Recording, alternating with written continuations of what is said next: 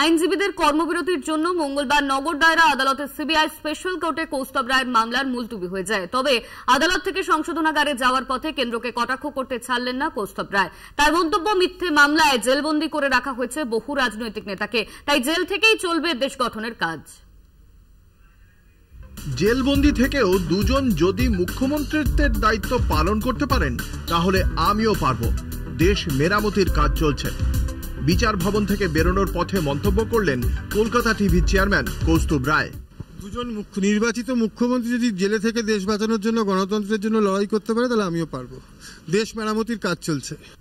Charge গঠনের স্বার্থে মঙ্গলবার কৌস্তব রায়কে সংশোধনাগার থেকে বিচার ভবনে আনা হয়, কিন্তু বিভিন্ন দাবিতে আইনজীবীদের কর্মবিরতি চলায় শুনানি মুলতুবি হয়ে যায়। 2রা মে পরবর্তী শুনানি। আগের দিনের শুনানিতে এনফোর্সমেন্ট ডিরেক্টরেটের আইনজীবী ও তদন্তকারী অফিসারের উদ্দেশ্যে একগুচ্ছ প্রশ্ন আদালত নিজেই উত্থাপন করেছিল।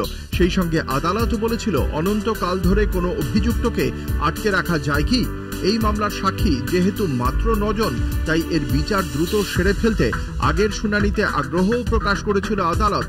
সেই সূত্রেই এদিন চার্জ গঠনের দিন নির্ধারিত হয়, যদিও আইনজীবীদের কর্মবিরতি আন্দোলনের জেরে তা মুলতুবি হয়েছে। কলকাতা টিভি।